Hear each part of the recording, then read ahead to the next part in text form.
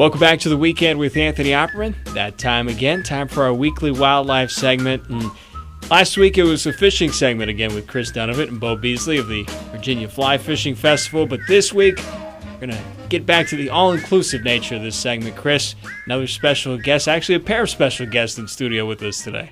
Yeah, we do. We've enjoyed a few weeks of guests, and now we've got two guests in here today. We have Jenny West.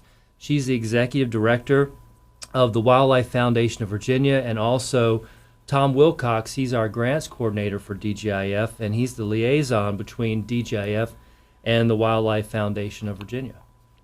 Well, Tom, Jenny, welcome. Thank you guys so much for taking the time. Really appreciate it. Well, thank you for having us. Appreciate it. Well, Jenny, I guess first and foremost, let's start with you and just give us a little bit of your background and how you got to your current position with the Wildlife Foundation of Virginia. Well, it was definitely a roundabout way.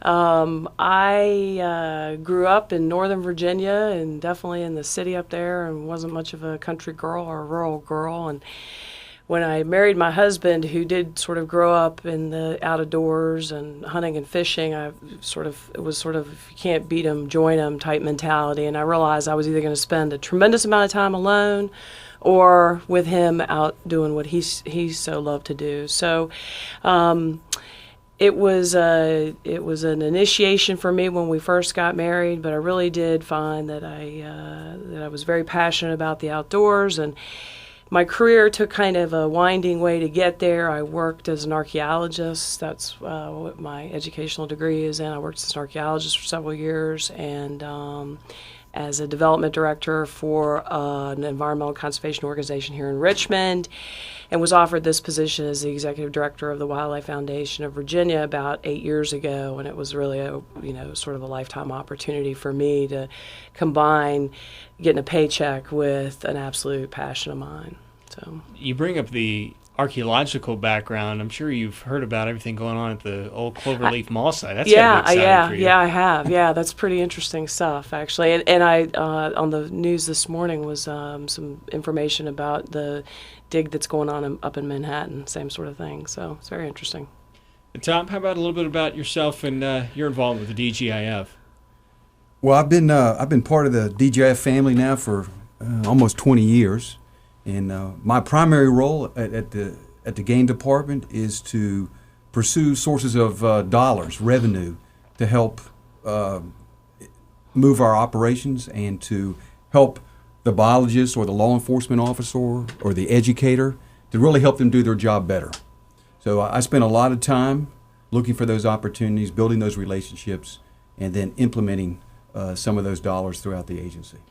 And Chris, I don't know if anyone's aware, but Tom actually deserves a lot of the credit for this segment ever taking place, because he was the first guy who kind of put me in contact with you and got the whole thing rolling. That is true. I mean, while the reason we're here, I mean, in a way, is Tom. I remember the day he and Lee Walker walked into my office and said, we got an idea, we got something for you, want to know if you're interested, and, then here we are. So really appreciate Tom making this all happen. So it's good to finally, after all this time, have him here in the studio. And, the other thing, too, I think Anthony, you probably realized that we got the right guy for the right job in Chris Dunnavant. Well, we put him to the test early, but he's been able to pass it. We keep trying to push his knowledge, but to this point, he's been able to pull through. So, yeah, I agree with you, Tom. He hasn't let us down yet. So, good find. Good call. I'm still here, so I'm not replaced yet, so it must be good. Well, Jenny, tell us a little bit about the Wildlife Foundation of Virginia and some of the programs that you guys work with and work on. I mean, I know it's pretty expansive. It is. We're a statewide organization. We're a 501c3 nonprofit, and our mission is actually pretty closely aligned with that of the game department. We work to sustain hunting, fishing, and outdoor recreation in the Commonwealth of Virginia, and we do that by sort of strategizing on the major obstacles to getting people in the outdoors. Lack of place to go is a big one, particularly in the more urbanized areas in Northern Virginia and Tidewater. And lack of time. Kids nowadays, they're wrapped up in so many different things that at the end of the day, they don't have time to spend out of doors. Their Saturdays are tied up there with after school activities.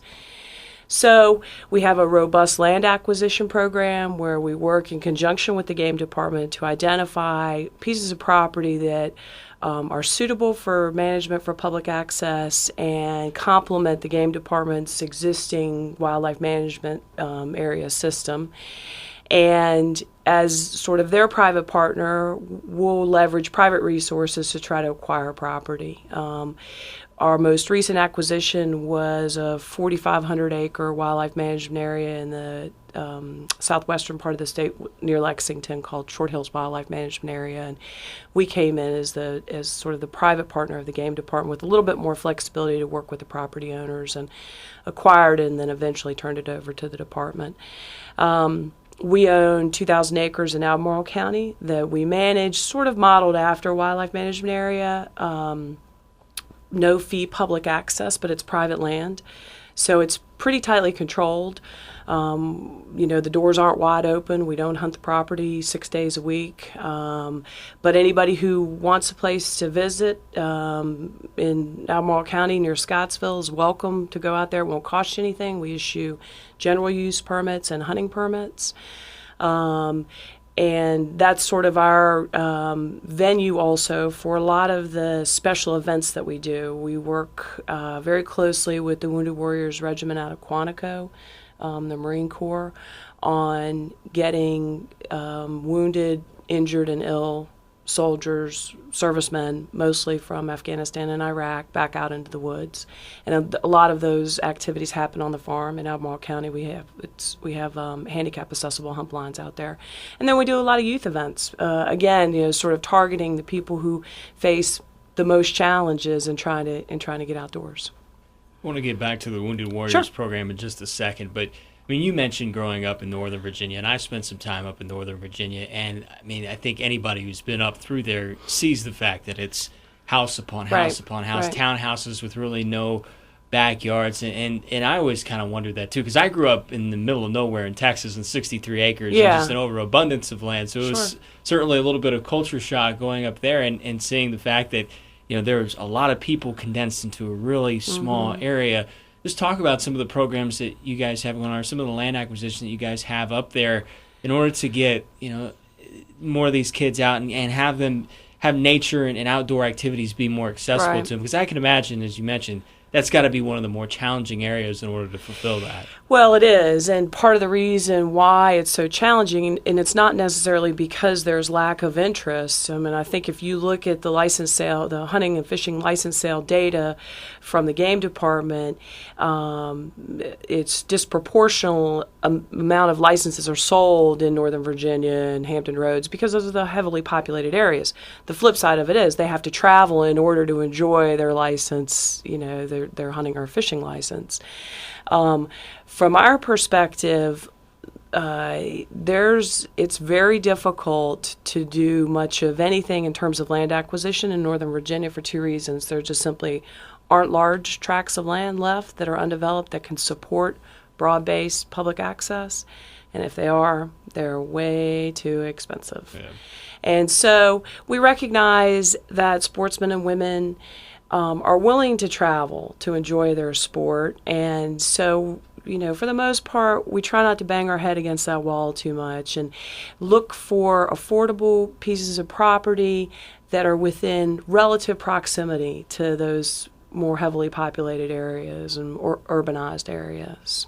Northern Virginia specifically, maybe like looking further out west on 66. Well, or even the Northern Neck. Yeah. That's really an hour and a half from Northern Virginia, and for somebody who has limited opportunities and lives up in Northern Virginia, they're willing to make that. They're willing to travel.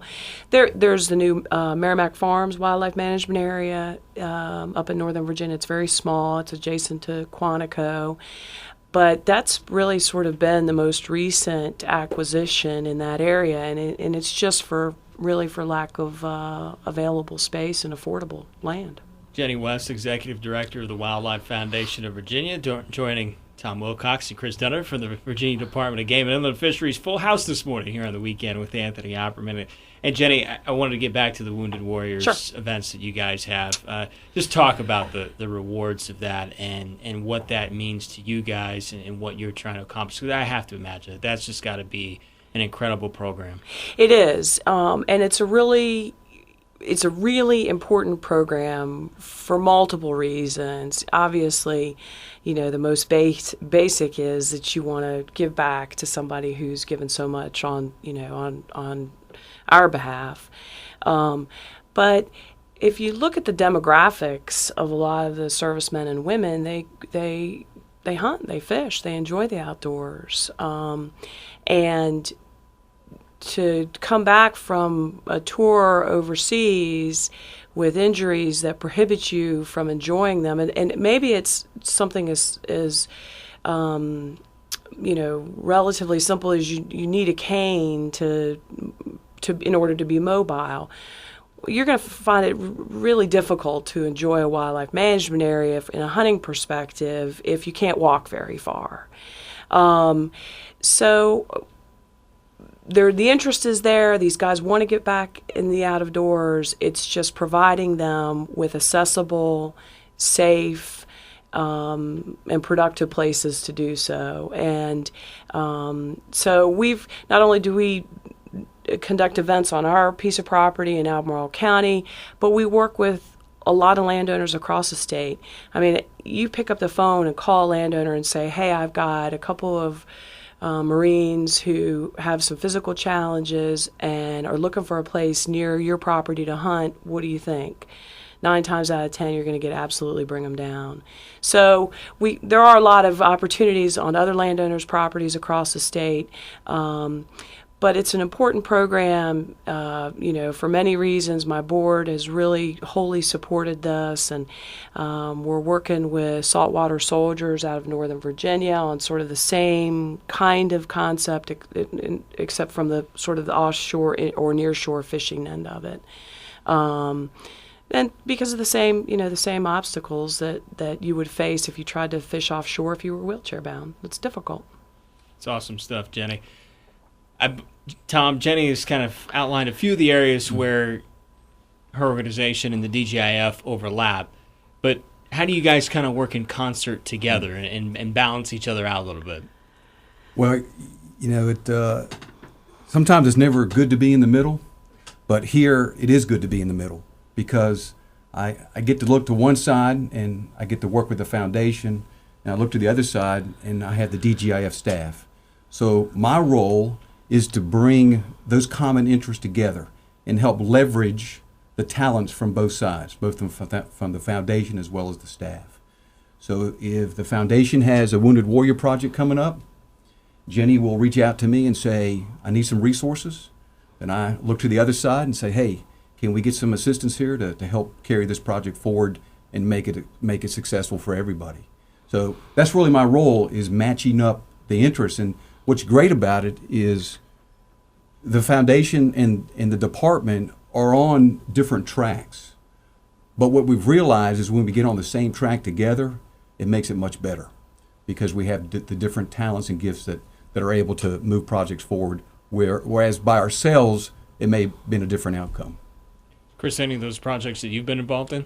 Well, I think about last year, and of course, this is one of the steps in how this got involved. We got involved together here, you and I, was when we were involved with the squirrels team last year and had a night, great outdoors night, and that was just a partnership with the Wildlife Foundation, DGIF, and Bob Duncan came out and did calls, in the booth with you, and that kind of triggered some thoughts in your end, and so here we are. So that's something that's pretty relevant that we've worked together on.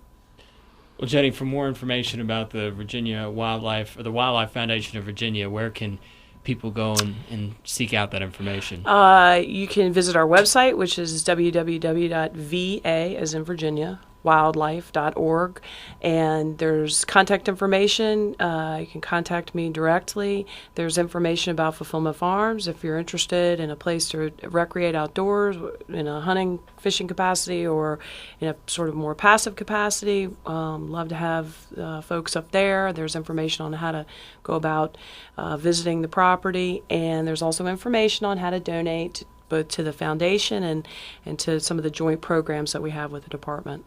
And if, Tom, anybody listening has a great idea about maybe how they can get the talents of the Wildlife Foundation and the DGIF together, there's any great ideas that have been spurred out of this, like, I don't know, the last time you guys got together at the Diamond, how can they go about doing that? Well, you can always reach me, just by sending an email through the department website.